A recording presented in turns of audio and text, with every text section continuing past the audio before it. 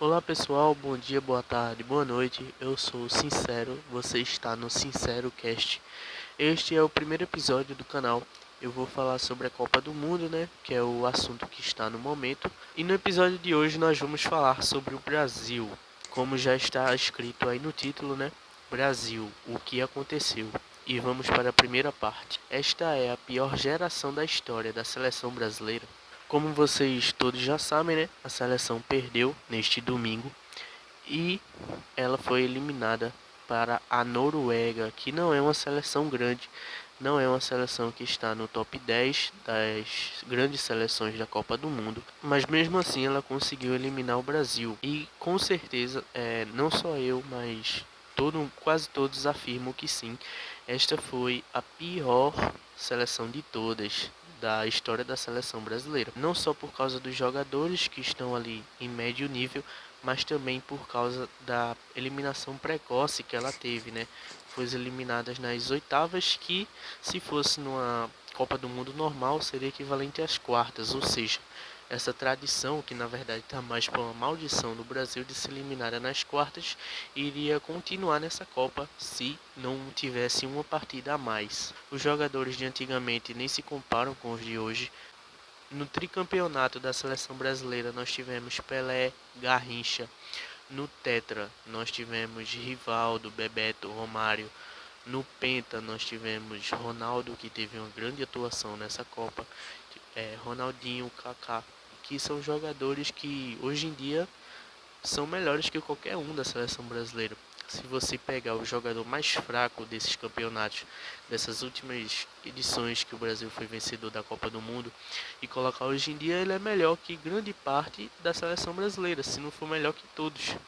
O jogador mais fraco antigamente é melhor que o de hoje. Então assim, os jogadores estão faltando raça, estão faltando dar garra pela seleção brasileira, porque se continuar desse jeito, a gente nunca vai ser campeão de novo, porque o Brasil atualmente ele só se gaba das outras copas que ele ganhou, porque a única coisa que a gente tem é história. Se gaba por ter o melhor jogador de todos os tempos, que é Pelé, se gaba por ter 5 estrelas e ser a maior seleção, a maior, né, a seleção pentacampeã, a maior seleção de todas, mas a gente não tem história atualmente, a gente não tem seleção para ganhar das outras. As outras seleções estão melhor que a gente. A Noruega eliminou o Brasil e sim, a Noruega atualmente está melhor que o Brasil. Não só a Noruega, mas a Suécia, a Suíça, a Colômbia, essas seleções, eu acho que até Cabo Verde, sim, Cabo Verde eliminaria o Brasil, porque o Brasil não sabe jogar. Eu estou aqui na gravação do vídeo e eu queria corrigir uma coisa que eu disse e acrescentar, que é que o Brasil, a história do Brasil é importante sim. Eu falei que a gente não deve apenas viver da história do Brasil, mas ela é importante sim e não deve ser esquecida e deve ser exaltada. A história de Pelé com o Tri, Bebeto e Romário, com o Tetra, enfim. O Brasil tem história assim e deve ser exaltada. O que eu quis dizer foi que a gente não deve viver apenas dela e que realmente, atualmente, o Brasil não tem história, não tem time, não tem seleção, não é uma seleção boa e a gente está vivendo apenas dessas histórias, mas ela não deve ser esquecida nunca. E outra coisa que eu também falei foi de Cabo Verde, que até o Cabo Verde eliminaria o Brasil, mas não significa que Cabo Verde é um time ruim, até porque Cabo Verde bateu de frente com a Argentina e só perdeu, né, que por causa de um negócio que eu vou explicar em um próximo vídeo. Mas Cabo Verde é uma seleção muito boa, tem o goleiro Vozinha, que é um goleiro de 40 anos e é um goleiro espetacular. Então não estou desmerecendo a seleção de Cabo Verde não. Ela ganharia do Brasil porque o Brasil é um time fraco e também porque ela é uma seleção muito boa que apareceu nessa Copa do Mundo pela primeira vez e cresceu para cima de grandes seleções como Espanha, Uruguai e Argentina. Dito isso, vamos para a parte 2 de quem foi a culpa.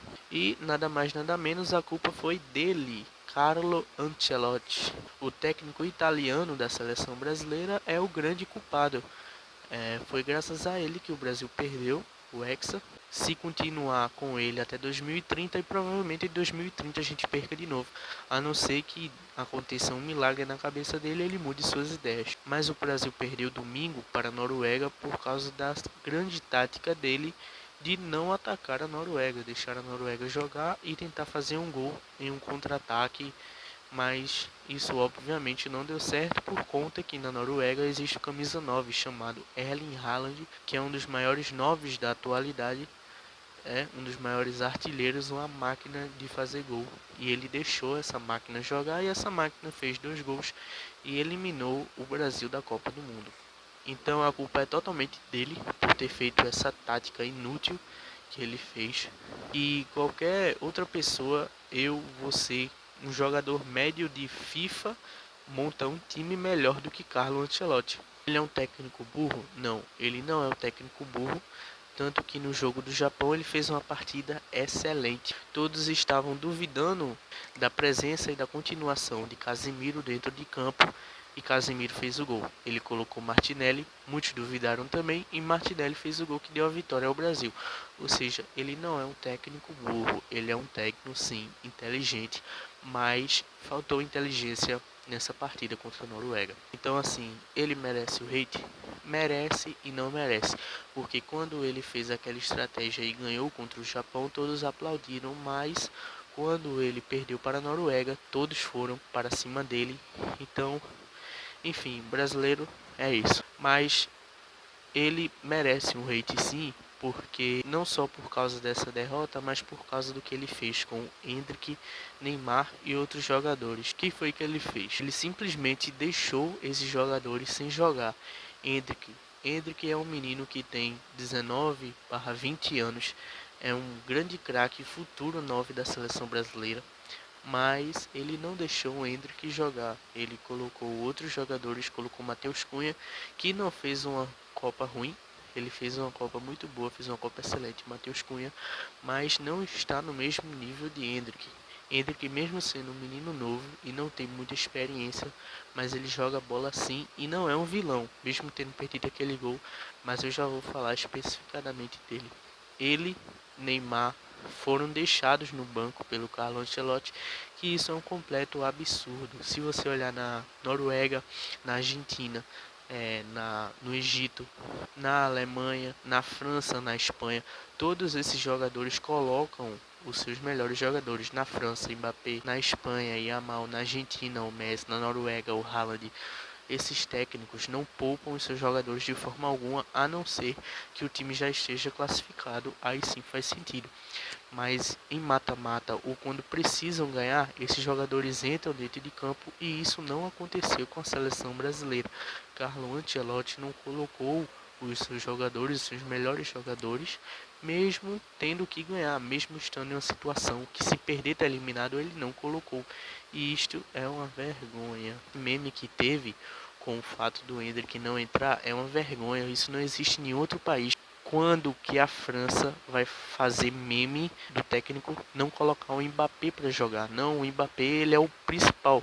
Tudo bem que ele manda um pouco do time, mas ele é um principal jogador, ele vai entrar dentro de campo, ele vai fazer gol. Por que isso não acontece com o Endrick? Por que isso não acontece com o Neymar? Então ele errou muito nisso em não ter colocado esses jogadores.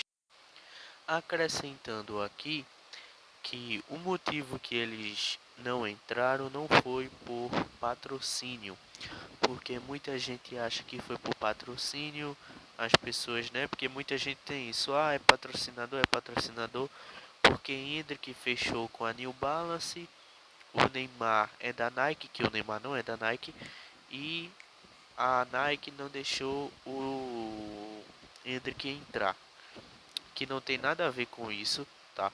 Não tem nada a ver o Endrick não entrar por causa de patrocínio, até porque a seleção é patrocinada pela Nike, o Neymar é pela Puma, o Endrick é pela New Balance e tem outros jogadores da seleção brasileira que também são patrocinadas pela Adidas, por outras marcas e entram normalmente.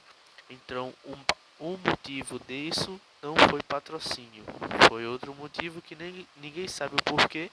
O Ancelotti não colocou eles, mas não foi por causa de patrocinadores. Então, assim, resumidamente, o erro foi dele, a culpa foi dele por ter jogado com essa tática de segurar, querer segurar a Noruega, que tem Haaland. Não conseguiu, tomou 2 gols e foi eliminado precocemente nas oitavas de final. Parte 3. Endrick, Vinícius Júnior e Bruno Guimarães são os grandes vilões da seleção brasileira? Olha, eu digo que não são os grandes vilões. Como eu já disse na última parte, o grande vilão é Carlo Ancelotti, mas esses 3 que eu citei, eles estão sendo chamados de vilões por conta de quê? Vinícius Júnior, por conta de não ter batido o pênalti, Bruno Guimarães, por conta de ter errado o pênalti, e o Endrick, por conta de ter perdido aquele gol. E agora eu vou explicar por que os 3 não estão nada errados. Vinícius Júnior errou em não ter batido aquele pênalti. Vou falar uma coisa para vocês, aquele pênalti não mudaria em nada.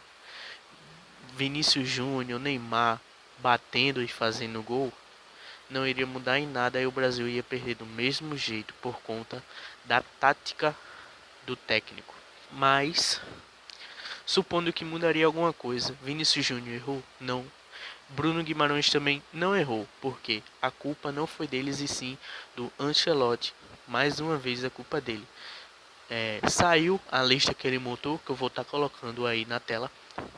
Ele montou essa lista dos batedores de pênalti oficiais da seleção brasileira. Em primeiro lugar está o Neymar e o Bruno Guimarães, se não me engano é o Bruno Guimarães e o Martinelli, estão acima do Vinícius Júnior, cara. Isso não pode de jeito nenhum. Não sei como ele fez essa lista, se foi por jogos, porque o Bruno Guimarães bateu 2 pênaltis em jogo rolando esse ano, que foi um pênalti em janeiro e outro em fevereiro, se eu não me engano, vou estar colocando aí na tela. Ele bateu 2 pênaltis e Ancelotti garantiu que ele seria bom nos pênaltis, né? Eu não sei como ele fez essa lista, mas nem aqui nem na China, Bruno Guimarães é melhor que Vinícius Júnior batendo pênalti. Enfim, ele também disse que Bruno Guimarães, como estava jogando melhor aquela partida, ele decidiu colocar ele para bater o pênalti, mas isso também não faz muito sentido, sendo que Vinícius Júnior bate o pênalti bem melhor do que Bruno. Mas os dois não são culpados, porque quem escolhe quem vai bater o pênalti é Carlo Ancelotti. E agora vamos para a quarta etapa do vídeo, que é Neymar. O Neymar, ele fez diferença? Se ele entrasse, ele faria diferença? Valeu a pena ele ser convocado para a Copa do Mundo? Vamos lá.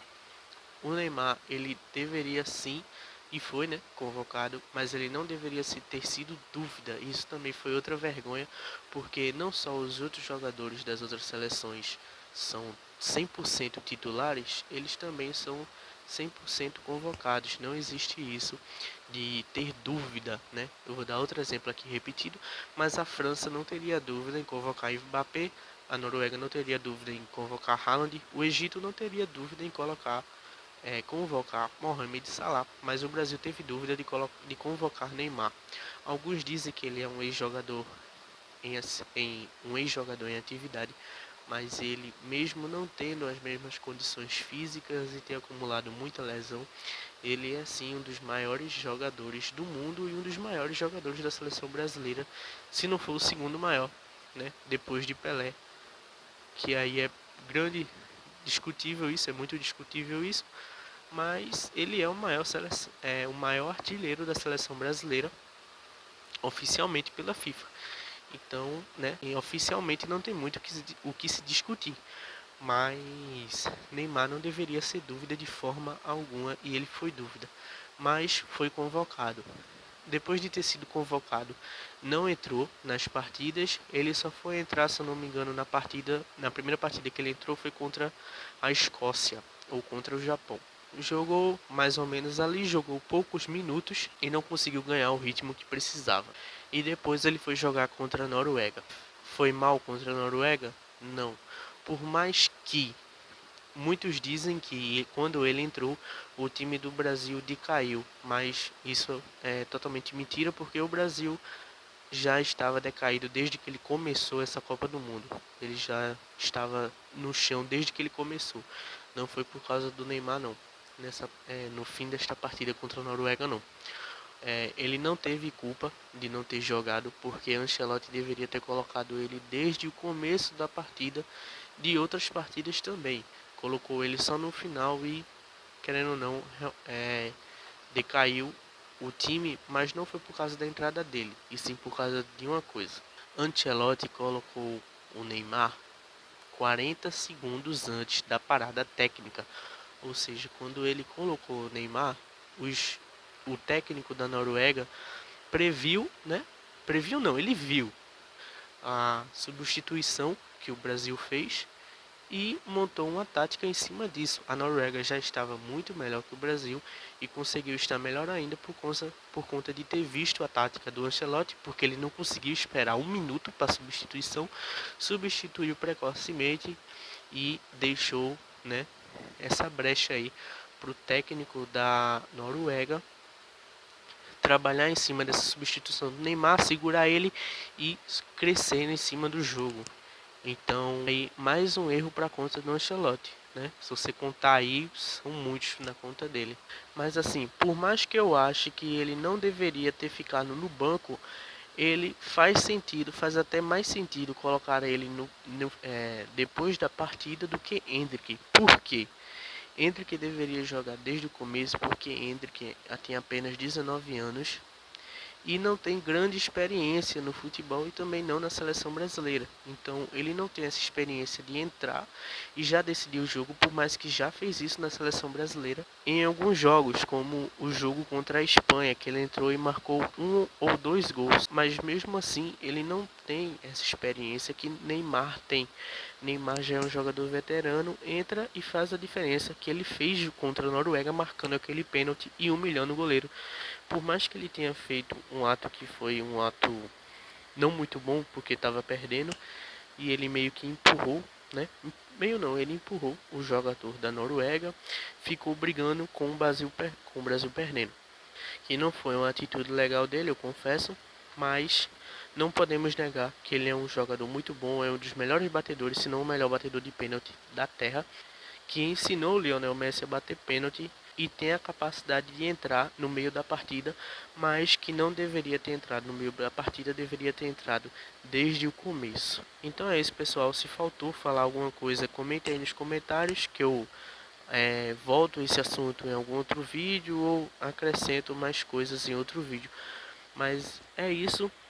A culpa é inteiramente de Carlo Ancelotti por conta das mudanças que ele fez e tal. Vai demorar para a seleção brasileira ser uma grande seleção novamente. Uma última coisa que eu queria comentar com vocês antes de finalizar o vídeo é que eu sinto muito pelo o Neymar.